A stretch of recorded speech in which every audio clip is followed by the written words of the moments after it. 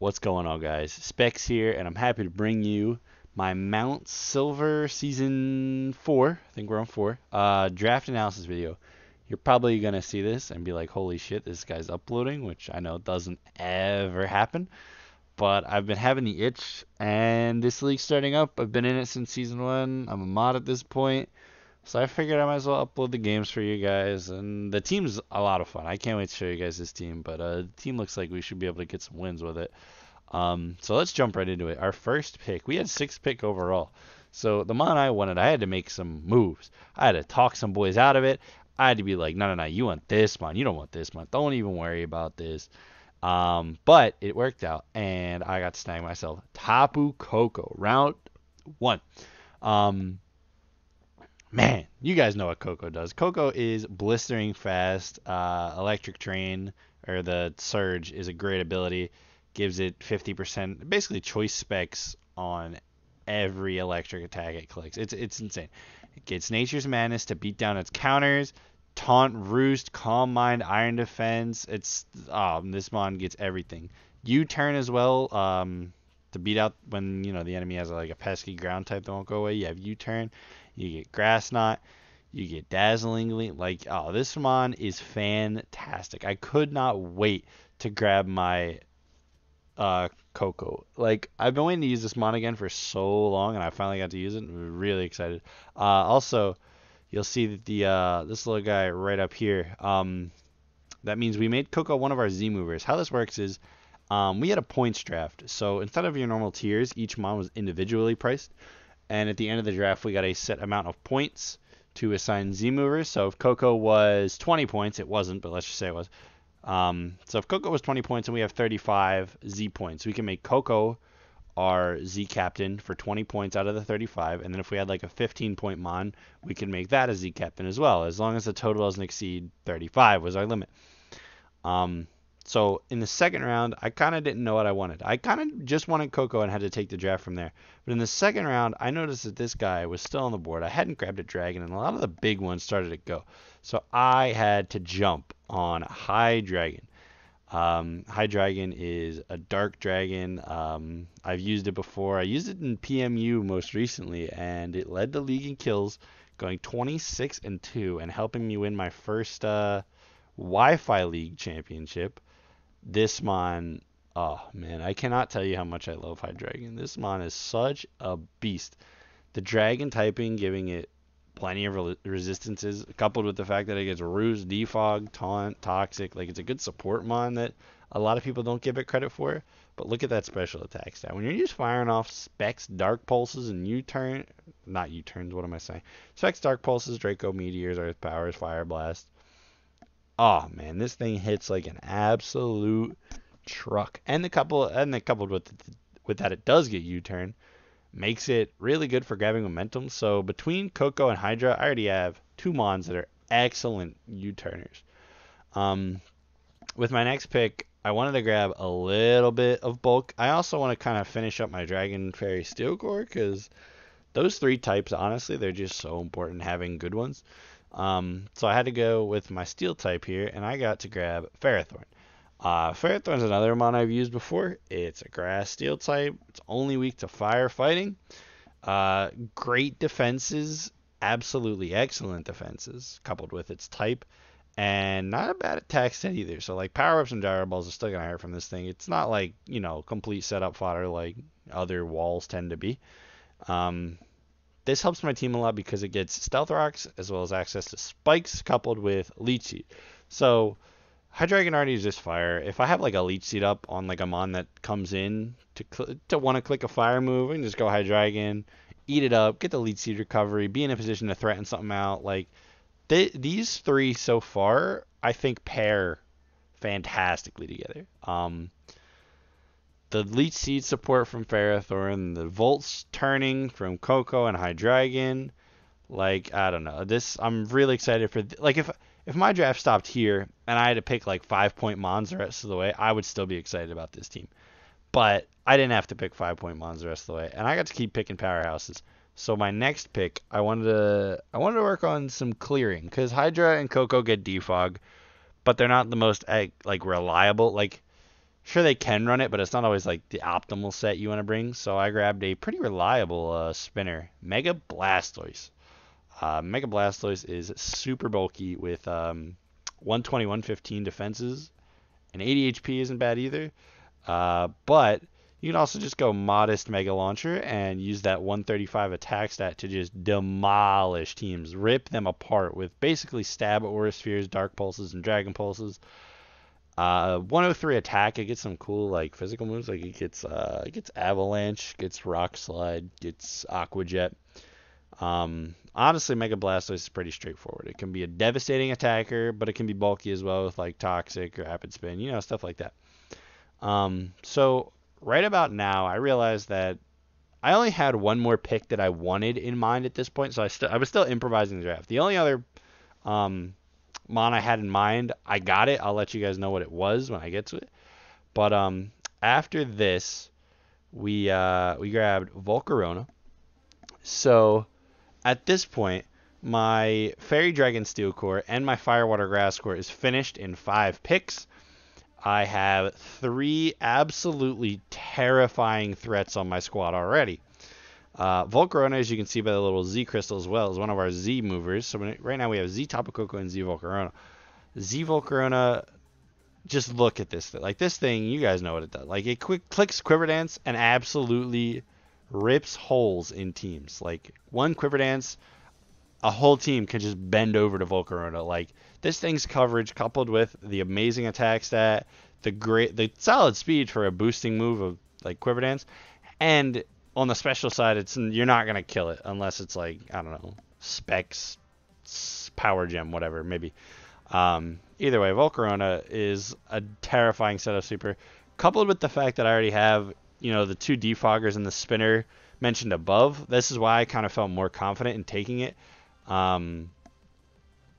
Like normally I would shy away from a mon like this, but I already had the hazard removal going, so I figured if I can just patch it up even a little more down the road, that the Volcarona pick would really pay dividends in the end. Next up, I took Hawlucha. Now this was the mon that I wanted to pair with Koko from the beginning. I haven't used Koko Lucha yet, but I've seen it since Koko came out and this became a thing. It's so annoyingly good. Like you never really prep for it. You never really like realize that Hawlucha just actually kills everything until it happens to you. So before it happened to me this season, I figured I might as well grab it and put him on my side. But yeah, with the Unburdened ability, it just has to touch Electric Terrain, and that 118 speed is instantly doubled to whatever you set it at. And with Sword Stance, it boosts that okay attack set to a pretty respectable amount. And then with the Electric Seed defense boost, you're going to live a hit or two. And then you can just Drain Punch your way to back up the full. Like, this mon is really good with Koko. But even if I don't bring Koko one week, Hawlucha can still shine on its own. It's not a bad mon by any means. And, same thing goes for, like, Hawlucha. I don't need to bring it just because I have Electric Terrain every week. Next, at this point, I was like, maybe I should go into budget mode and start saving some points. And then I realized I wanted a ground type. I was thinking Diggersby for a while just because another Spike setter would have been nice. But I realized, I need another Rock setter too. And do I want a normal type or do I want, maybe a different type that's wrapped into my ground type? And for some reason, this absolute beast of a Pokemon was still on the board. So we snagged Mamoswine in round what? 1, 2, 3, 4, 5, 6, 7? Is that? That's insane. Mamoswine is one of the best physical attackers, honestly, in the Draft League format. Like, there are so few mons that switch into Ice Ground Stab. It is ridiculous how powerful this thing is. Like, even Rotoms are probably one of the most reliable switches to this thing. And even then, your Rotom Wash gets toxic. Your Rotom Heat will get Stone Edged. Like, it's disgusting how good this thing is, just ripping teams apart. Coupled with that, it gets Stab Priority and Ice Shard, which is, Ice is one of the best attacking types, so it does not hurt to give this beast Ice Shard as well. And it's a Stealth Rock setter. So another Stealth Rock setter is much appreciated. Takes a little bit of the burden off Ferrothorn. At this point, though, with my team so far, I did spend a lot of my points. So I did have to go into budget mode after Mammoth. But my budget picks, I think, patch up my team pretty well. And so my first like kind of budget pick was Xatu. So Xatu is a magic bouncer above all for my team this season. It does get defog as well. So just in case like I can't rapid spin with Blastoise, Hydra, or Coco, and I maybe miss a bounce back or something, I can still just bring defog on Xatu, and it's a fast, bulky, reliable defogger. It's got base 95 speed. It's a lot faster than most walls. And a special attack with like decent coverage moves like Heat Wave and Grass Knot and stuff. Again, another wall that's not complete like setup fodder, which I think I have done a good job of so far. Like my team is the furthest thing from passive that it could possibly be, so I like that. This next mon might be my first passive mon, but I'm gonna tell you guys why I drafted it in just a second. So after Xatu, we drafted Audino. So Audino basically is a stopgap wish passing pivot for us. All we're going to do with this thing is we're going to get in, we're going to click wish, and we're going to get out. That's basically it. Like Audino is not around to get set up on. It's not going to be around to, like, I don't know, get status and sit there for 20 turns and drag out a game for an hour. It's just going to throw up wishes, maybe throw an occasional toxic off, maybe heal some status with Heal Bell, and then dip. Like, it's not going to be doing anything else. It's going to be passing those fat wishes to my other mons. That's all I really got to say about Audino, because that's all it's really going to do. After Audino, I realized I didn't have a ghost type. I was going to grab Misdreavus. I had Misdreavus last season in this league, and it basically, like, 1v6'd the semifinals game for me. So I almost took it again, but I didn't have a poison type either. And maybe I should have picked Misdreavus looking back on it. Maybe the bulk would have been nice. But either way, we have Haunter. So Haunter is a ghost poison type with really high special attack, but other than that, he's going to die to just about any hit he takes. And his speed tier is the same as Xatu. So it's not even like a new speed tier for us.